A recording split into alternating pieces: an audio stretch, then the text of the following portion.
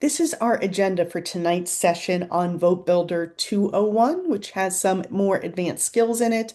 I'm going to do a real quick Vote Builder overview, then talk about some of the Vote Builder skills and features that are just a little bit more advanced. So, how to add users, some tips and ideas for targeting your lists, information on downloading or exporting lists. Long story short, don't really download them. And I will share some additional resources along the way. So, jumping in here for the Vote Builder review, I share this slide early on in every training, just some reminders for us. Vote Builder is a very powerful tool. I've been using it for 6, maybe nearly 7 years now, and I'm still learning things all the time. So be patient with yourself, be patient with Vote Builder. It will take more than 1 hour to learn how to use it. The more you use it, probably the easier and faster it will get for you. That's been my experience. There are multiple ways you can get to the same result in Vote Builder. So if you do something, if you click a slightly different path when you're in Vote Builder than I do, no worries if you're getting the end result you want. And I always encourage people to experiment with Vote Builder because you pretty much can't break it. So a lot of what I have learned, I learned through trial and error. Here's a question that I get all the time. How often is the data updated? So I wanted to share some general rules of thumb here and talk about kind of the three types of information in Vote Builder that is updated, where it comes from, and how often. So first is the voter roll. This is the list of people who are registered to vote in North Carolina. Maybe people change their voter registration, they move, they are new to the area. That voter roll, it comes to us from the State Board of Elections, and that is updated about monthly. When we get closer to election day, it's usually updated more often, particularly during the early vote period here in North Carolina when people have ballots. We'll start getting updates daily to let us know who has already voted versus who has not. Right now, we're getting updates monthly. It might go to twice a month here, but you can be rest assured that the data in there is not ancient data. It's pretty fresh. The other type of information that we have in there will be models. If you have used Vote Builder in the past, last year, or already this year, last year in particular, we had models of expected Democratic support score and models of who we thought was going to turn out, who we thought was going to vote for the Democratic ticket.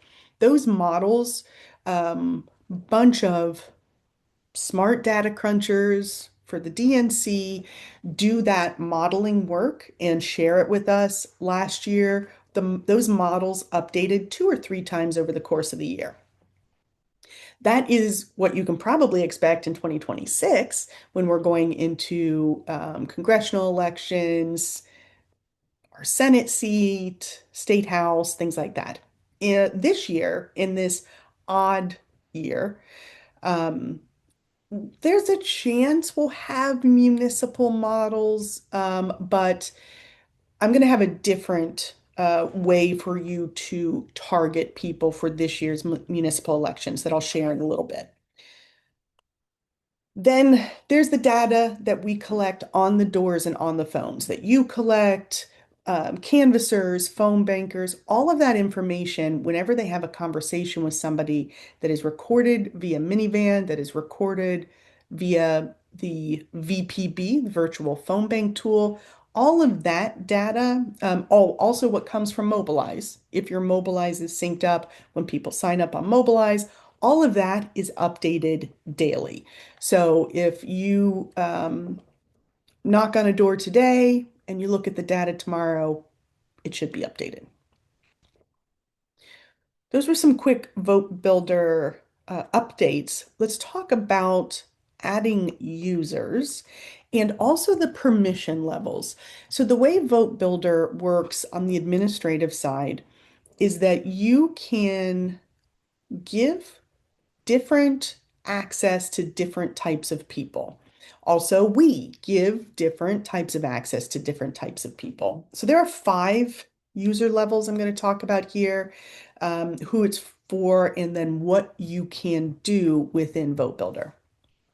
Um, Level five, I'm going to start at the all the access. Like Harmon, the data director, is like, I don't know, level five plus. I don't know if he's technically level six. He's got all the power. And then for each county party, Harmon would encourage and gives access for each county party to generally have two vote builder admins is kind of the best case. So the level five admins can do all of these capabilities that are listed here that I'm going to go through, and they can bulk upload information like from a spreadsheet. That's a pretty advanced skill and something that you don't need to do regularly. Now, let me go to the other end of the spectrum, which is level one. So, the lowest level of access, this would be what you might give to a brand new volunteer who you don't yet know, haven't worked with, haven't had a chance to gauge their technical skills, their commitment to our democratic values, their ability to deliver on requests and assignments. So, that starter level one will let people use minivan and virtual phone banks. When you get to level two, so a general volunteer, that's when people can start creating their own lists in Vote Builder and can use the quick lookup tool to look up people on an individual level. At level three, which is going to be for more advanced volunteers, people who have shown themselves to have the technical ability and to be somebody you can rely on. Now, those volunteers are going to be able to do all, access minivan, VPBs, create lists, quick lookup, and then in addition, they can do some data analysis, they can cut turf, they can use support and turnout scores to help build their lists, and they have some ability to export data. At the level four permission level, which is going to be like organization managers, this is someone who has definitely proven themselves on the technical side and the commitment to the party's work. They can also then monitor users, so do a little technical support for people, request API keys. This is used on the back end to integrate Vote Builder data with other technology tools you might be using. They can do a little bit more editing of individuals' contact records, create activist codes, create survey questions. So those are the five levels of permissions. And Harmon will correct me if I'm wrong, but I think that, like I said, each county party tends to have two admins in the county party who are probably a level four, maybe a level five. And then when people request access, they're probably usually starting at a level two or a level three. That Okay, is correct. good. Thank you. To add users. So I've got a note on the bottom of the page here. So the capability to create users starts at level three.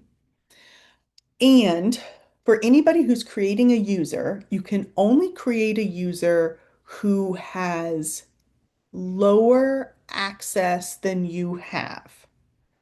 So, and again, Harmon will correct me if I'm saying this wrong, but if you're a level three, you can create twos and ones.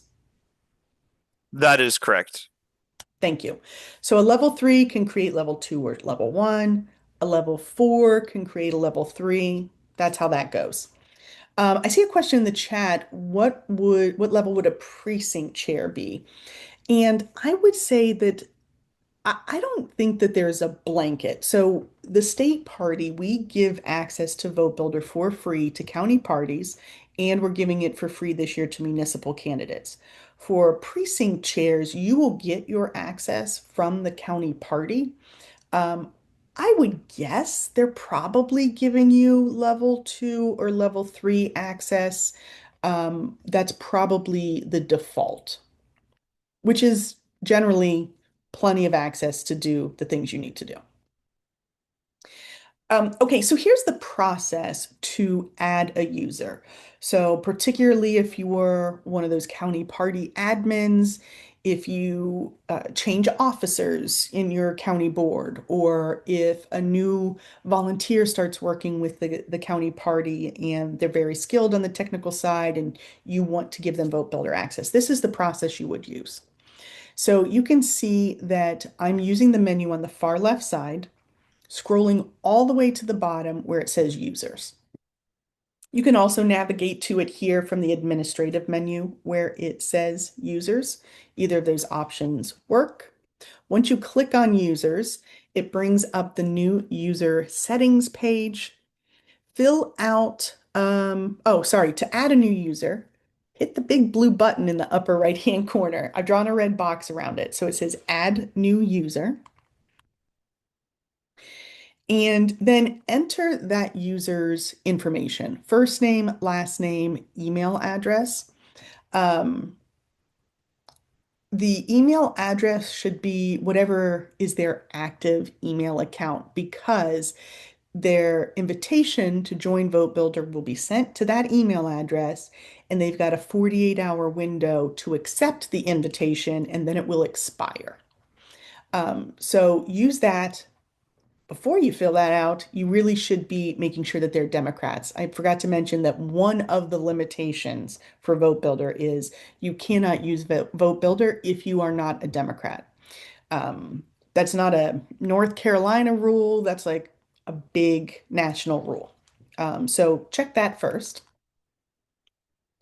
Then under account details, when you're creating a new user, there is a section to choose the committee. This is probably going to say like Wake County Democrats or something along those lines. If you are a candidate, it will say, Christy Boer for town council. So select that committee. Um, The yellow box here, it's giving you suggested account names based on the person's first and last name. You can use one of the suggested options or you can customize one. Then you will assign the user permission level in these green boxes. So you could give someone access to my campaigns, which is your volunteer database, and not give them access to my voters, the voter roll. You could give people access to the voter roll in my voters, but not my campaigns. You can give them different access levels in those two databases. Or you can give them the same access and give them both of those databases. So that's where you would select that user level, the permission level.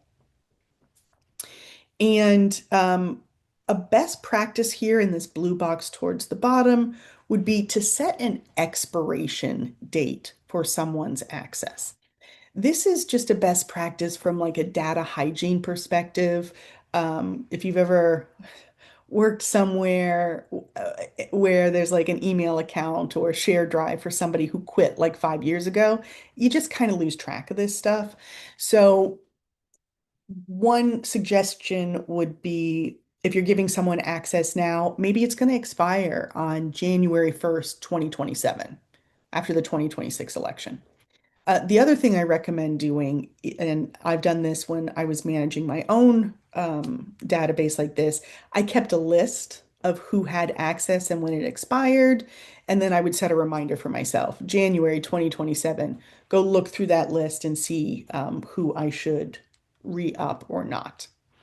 For county chairs, I think that last year an expiration date was set, and I think all the county party chairs did lose their access at one point, and then we had to re-up it. I'm not sure what Harmon is doing for that um, at this point. Harmon, are you around? Yes, I think I might have flagged out for that question. Yeah, no problem. The question was around setting expiration dates, which I said is a best practice for users. And this year we did have a problem where all the county party chairs lost their access at one point. And I just didn't know what your recommendation was right now about expirations, and in particular, if county chairs will have their access expire. Specifically for county chairs, there is an audit that we're going to be performing in December, and in theory, there will be some expirations if people aren't actively using it. We don't have the exact parameters of that, and normally we do have expirations where we just turn everybody off in December. Um, but I think we might be reevaluating that. It is a best practice though for a county party to put expirations on people. The reason is, uh, some of y'all might not have long-term people that kind of help out with your vote builder. And so what ends up happening is if that long-term person leaves, no one's actually turning off those accounts. And so what ends up happening is you have these people who have like 10-year plus access, and maybe they're not actors that should be in there anymore, and no one's really managing it. So it's a really good practice just be putting expirations, because worst case, you can always just turn them back on, which is also our philosophy. Yeah, and turning them back on is real quick. I see a question. Is there a reminder that it's going to expire? I don't think there is, but the reason we do this in like December time period is because we're all exhausted post-November. And so, it's not likely to be super disruptive, is our hope. So if you are a Vote Builder user and it's January 1st and you can't get in, you would send an email to data@ncdp.com, excuse me, ncdp.org, flag it for us, and we'll get you set back up. Okay, final steps here. Um, oh, assigning access. So when you're adding that user, under assign access, choose what level of geographic access they have. So, do you want somebody to be able to access everything in the county? Or maybe it's a town council race, and so they only need access to a particular city. Maybe it is a town council that's districted, they only need access to District 2 within that city. So, you can make those adjustments there as well. And then the green box here is to create and add another user if you're doing a couple of these at a time, or the big blue button that says create user, you would click that to finish creating that user. Now, I mentioned that once you do that, someone will get an email inviting them to log into Vote Builder, and it expires after 48 hours. So try to create that account when you think somebody is likely to act on it. It's a good idea to let them know it's going to expire in 48 hours. I probably would put that in like send it an email subject line, Vote Builder access, 48 hours only, something like that. But if you need to resend one of those invitations, you can go to this pending user screen. So this is the user, the screenshot is of the user part of Vote Builder. You can see this is the same screen we were at before where you could add a new user, but I've drawn a red box around the drop-down menu that says pending user, yes or no. If you click yes there, and then the blue button towards the bottom that says refresh results, it should bring up anybody who has been sent an invitation and has not activated it. So you could resend that invitation to that new user. Okay, I'm going to talk about some list targeting ideas next, but I'm going to pause here and see what questions you have.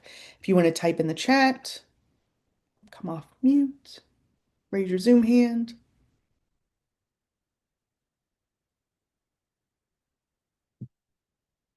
Yeah, Betsy. Sorry, it would take a lot longer to type this out. So I see a lot of advantages to having all of my precinct chairs having access for their precinct. Is there any downside to that? I would say just if someone gets access and they never actually go into Vote Builder we're going to turn the access back off. If it's like they haven't logged in for 3 months, we're going to turn it off. Hmm. I think if you were in Wake County and you had like 400 precincts or whatever there is in Wake, it would be a lot of work to set it up. But otherwise, I think that that's okay. And um, I know when Harmon sets up new users these days, he forwards people the training resources either to attend the live Zooms or watch the recording. So I think as a county party leader, that's your call. And think about what you want people, but for a precinct leader, like, if they're interested, and they're going to attend the training, maybe you say attend the training first and then I'll give it to you or something. But I see Harmon's hand up. Harmon, go ahead. I'm an accelerationist when it comes to this question. Um, yes, attend the training after you attend it. But if I was a county chair, I would give all of my precinct chairs access with a big adage from us, the state party. And you can let the state party be the big bad wolf in this situation and says it's a use it or lose it situation. And so if you're not actively doing things in Votebuilder when we audit you a month or 2 months from now, then you're going to actually lose your access. And I'm an accelerationist, and let me explain what I mean by that about this is that if you have people saying like, hey, I want access, give them all access on like a quieter time, like round now before we get too busy with the municipals, see which ones actively use it, and all the ones that don't, they get turned off and you go, well, we tried that and it didn't work for you because you didn't show up. And so and then you can build it up from there. I'd rather, as a chair, in my like, if I was a chair rather, because I'm not a chair, I would probably give everybody access, if only to accelerate that process. So Yeah. then you can sift through people, and also people won't be yelling at you for access because well, you gave it to them and then they didn't actually do anything. That's not what they're yelling about. They want me to build all these lists for them. Oh, I see. I'm like, I'm not That your doesn't solve your problem. secretary. Yeah. You can do the training. So yeah. Thank you.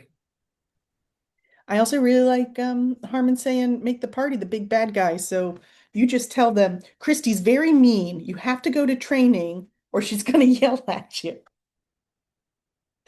Okay, list targeting. So I mentioned that in 2024, we had models that the DNC data nerds pulled together. And this year, what we are relying on are these targets. So these are new as of yesterday or the day before. Um, this list of targets is new. It should have cascaded to your committees. And um, there are 5 targets here that we think are the ones that are most likely to be used this year. The first two I mentioned in a previous training. These are the coordinated campaign volunteers from last year. So people who volunteered for the Harris Walls ticket or volunteer leads. So people who said, filled out a form or signed up for an event but didn't show, people who indicated at one point they were interested in volunteering, but maybe for whatever reason didn't come through. So those two lists are good for you in terms of finding and recruiting volunteers. The next 3 are the ones that are new. So this is the 2025 municipal general targets for mobilization, persuasion, and the base. I think we've talked about those terms, mobilization, persuasion, base before. They're a little imprecise, but here's the general gist of it. This is a grid of registered voters. And from left to right, we've got strong Republican, lean Republican, undecided, lean Democrat, strong Democrat. So there's some information that helps us um, score the likelihood that someone is a Democrat from 0 to 100.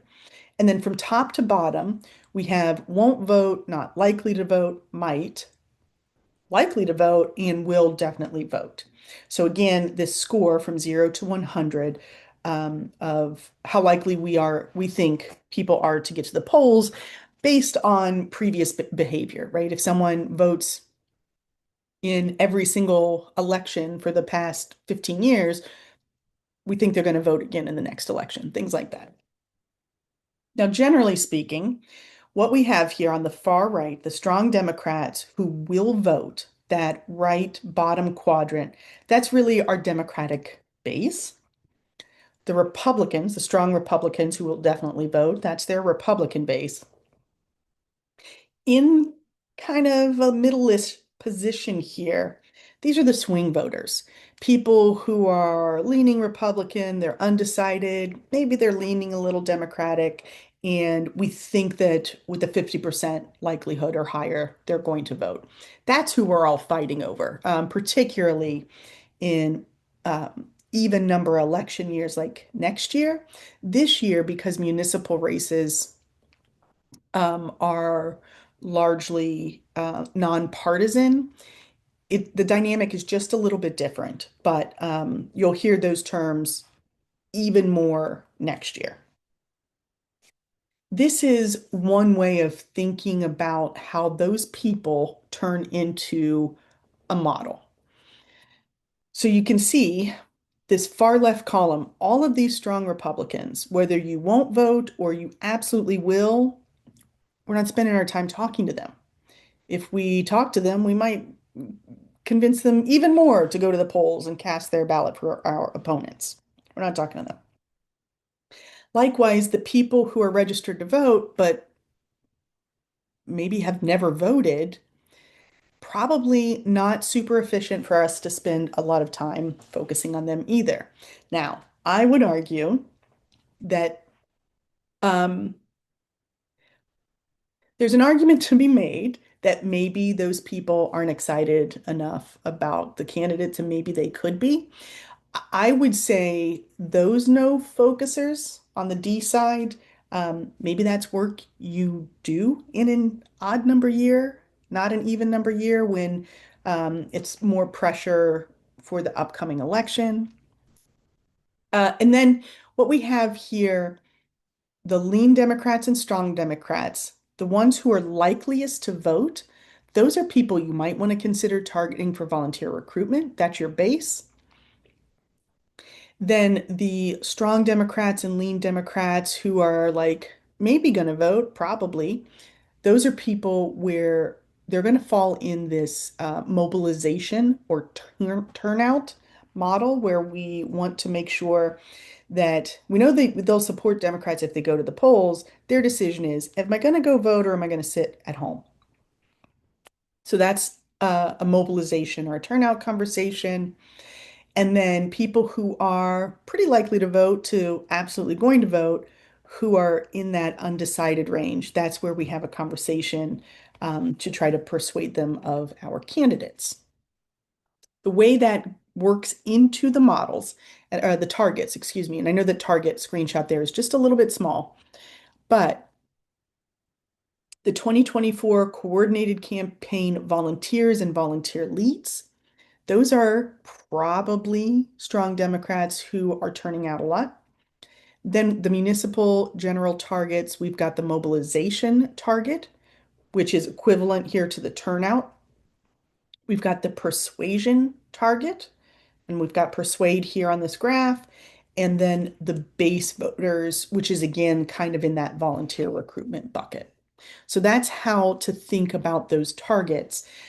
You will make your strategic decisions about where to focus your finite resources, time, people, money. You'll make those strategic decisions. What I want you to be keeping in mind is that what you say to those audiences and what action you ask them to take is probably going to be different for those different audiences. Couple of ideas for lists that people have used that have been interesting or helpful. With phone banking, you're able to do some different targeting. When you're knocking on doors, if you've knocked doors, every house you walk by and don't knock on can sometimes feel like a missed opportunity. I'm trusting the list that was built, but it's more efficient when knocking doors to hit a whole bunch of doors in one community.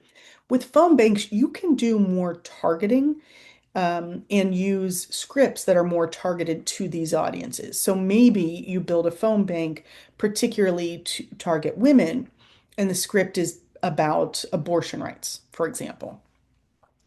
Maybe your phone bank is targeting people under the age of 40, and the policy you want to talk about is student loan forgiveness. Maybe you're targeting people over the age of 65 and you're calling them during the day. That's also an audience that sometimes people will canvas during the day, kind of with an assumption that they're more likely to be home during the daytime hours and not at work. Plenty of people work from home these days, as do I. So keep that in mind. But that is a list that you might pull to target. And then also, particularly if you're a county party, you might be thinking about pulling lists and doing some targeting for people who are newly registered to vote, whether that's because they just turned 18, they moved to the district, maybe they just switched from Republican to Democrat. And as Betsy was talking about here, polling lists by precinct. And depending on your county, you can slice and dice your precincts and their data a lot of different ways. But maybe if you have a manageable number of precincts, you could potentially have, you know, persuasion lists right now by precinct and then have mobilization lists when it gets closer to election day or something like that. Okay, let me see what we've got in the chat here. Mm, how do we know which voters are undecided?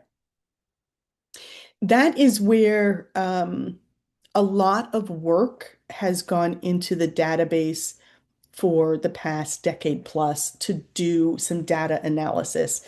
It is beyond my skill level to do.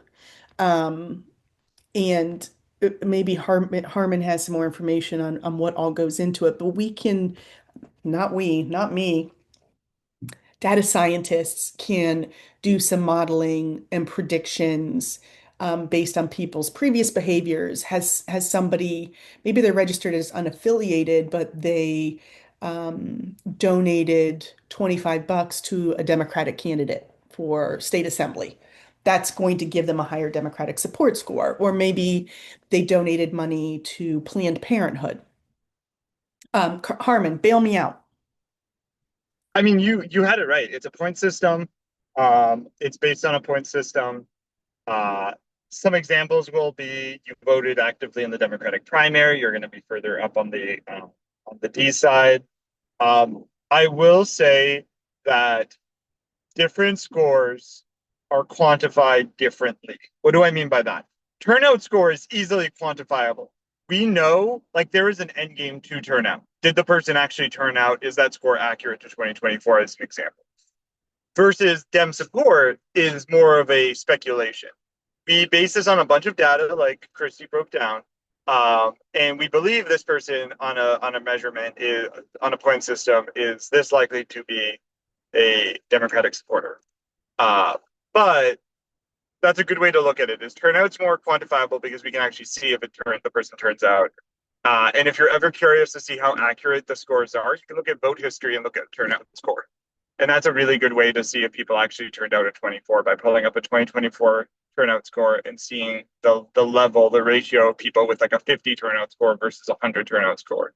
And it's like 99 of those people, 100 people with a turnout score of 100 turned out, but only like X amount of like the 50 turnout score people turned out. Okay. Harmon said the word turnout so much. My brain started to short circuit just a little bit. But what I wanted to say is that we don't know, right? These aren't facts. These are educated guesses and assumptions to help us prioritize. We're more likely to know if you have canvassers going out and asking them, do you support these issues? Do you support the Democratic candidates? That helps us get closer to knowing, which is why every bit of data that's collected when volunteers are phone banking and canvassing, every bit of that data goes back into the data analysis process to help us constantly get better at that. I see the question from Christian on pulling a list of vote party switchers. So if we get through the slides in time, I can demonstrate how to pull that kind of a list.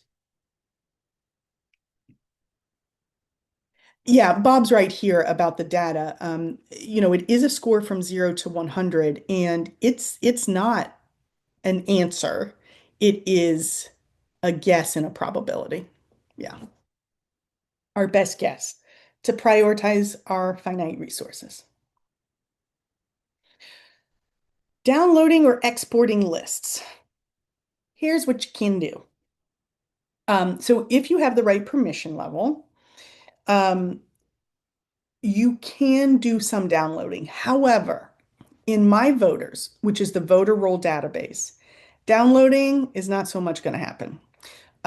So if you want to knock on doors to talk to voters, you should create a list and put it into Minivan. And if you want a list of voters that you're going to call on the phone, you should use virtual phone bank, VPB. If you're going to text voters, there are also tools that help do mass texting, and most of the ones that the Democratic ecosystem use are going to integrate with Votebuilder. That's where that API key I mentioned earlier comes in. And so you would get those names into that texting tool.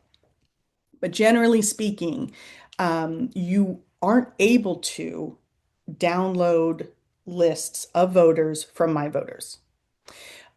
You can submit a request. You should explain what you're going to use it for. And if it is a specific purpose that makes sense, then that can be approved. Otherwise, if you're looking to download a list to do voter contact on the phone or on the doors, we're going to help you get that set up in Minivan or a virtual phone bank. On My Campaigns, you have a little bit more room for a little more opportunity to export lists from My Campaigns. This is your volunteer database. The one I use all the time and that I called out here is the email blob. I demonstrated that in the training on managing your volunteer program. I export email blobs all the time so that I can send my post training emails and things like that. So that you'll be able to do.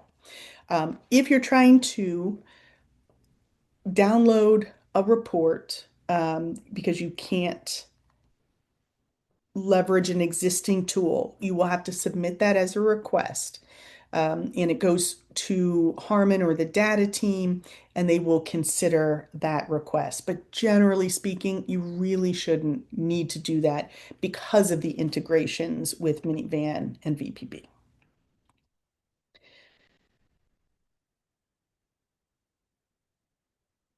Yeah, not all volunteers are computer savvy. Sometimes they want a paper list, and it's one of those things that different different people have different levels of comfort with those paper lists. I worry that the more technology we're using, it gets more and more challenging for people who are less experienced using the technology. Betsy, go ahead. What did you want to add? So, that's like I should have had my camera on when you were saying like basically don't do that because that's been a staple since last year for us of having a paper list in hand with voter name and by precinct and email if it's available and phone number if it's available. What I would say, Betsy, is if you have some special dispensation, some special process that's working for you, I might lay low and not so much talk about it. Okay. Because if you're here and you're new and you're like, oh, I want what Betsy has, No, I didn't make them though. It wasn't me. I I believe that as well. last year I could barely do anything with this. And so, yeah, there's like a report form. There's a You report out probably there. got something special, but Harmon, go ahead. Ultimately, our goal is to have the data get back into Votebuilder. The benefits of doing, say, for example, a virtual phone Yeah. bank Oh, or I using understand it minivan, 100%. 100%. And just and I get it. I know. I'm a tech teacher. I get it. I love it. But I know that people if people are going to help me or not help me, based on if I hand them a piece of paper and they can make phone calls on that piece of paper and they can make notes on that piece of paper and they're 900 years old, I'm gonna I'm gonna encourage them to help me do that. And Yes. I collect all the papers, so they're not wandering off to a copier taking people's personal data with them, you know? Yeah, I understand. Those are ours. and just to clarify, you're entering that data back into Votebuilder, correct? I wasn't in charge last year, so no, I didn't. That's okay. Whoever, whoever, In the hopefully it future, did. as Hopefully we it do this, we are down to let people do this if they have people who refuse to use the phone bank list. We don't prefer this, but as long as you can demonstrate a rapport of entering the data back into Vote Builder, that's usually how we allow this. Gotcha. Okay. I'm sure Gary did because as I look up people, his notes are all over. Good. Great. So I'm sure he did. That's not me though. All right, Kathy. Yeah, I was just going to affirm what Harmon said, but he said it first. What we have are people that can't or won't door knock and they won't make phone calls, but they're very good at taking that data and entering it. So if we have to do print to, PDF and save it as PDF and what if we have to do that for some people, then we have someone on the back end assigned. You are assigned now to get your data to so and so, and they will get it in for you. And so it's another way to encourage people who are behind the scenes people, but can do some tech work for you. Yep. Yeah, I agree. Okay, let me share just a couple last slides. Um, I've shared these before. I'll share them in the email as well when I send that out tomorrow.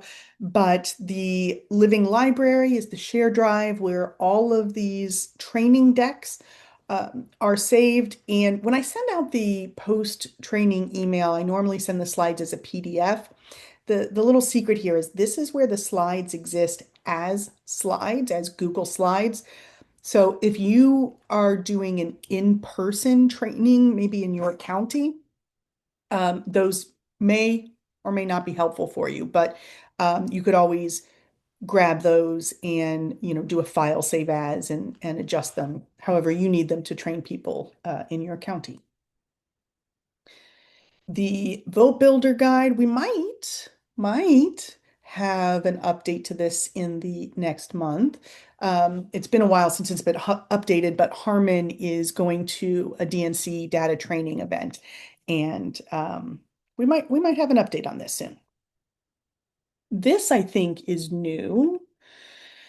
We are starting to use Discord. It's a communication platform. It's kind of like Slack, but with, in my opinion, goofier graphics. So we are using Discord. It is new to the North Carolina Democratic Party. Only had it going for a couple of months. And so like I'm learning how to use it, but there is a data group. So Harmon is managing the data group. I've seen a couple of occasions, I think, when people posted questions in the data group so that you can kind of crowdsource and help each other out, share best practices. So you might find that helpful to join. This is the link I'm going to drop here for the sessions Harmon is doing for Vote Builder practice and review. That is coming up. I got just a couple more and then I'll back up here on the Q&A.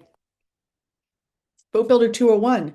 So that is the final one in the series, and I'm about to start them over again. So you can see here, this is the slide that I couldn't get to and copy for our friends who said they were new Vote Builder users. So If you missed something, or if there are candidates in your county who are new Vote Builder users or your precinct leaders, the whole series is starting again August 5th.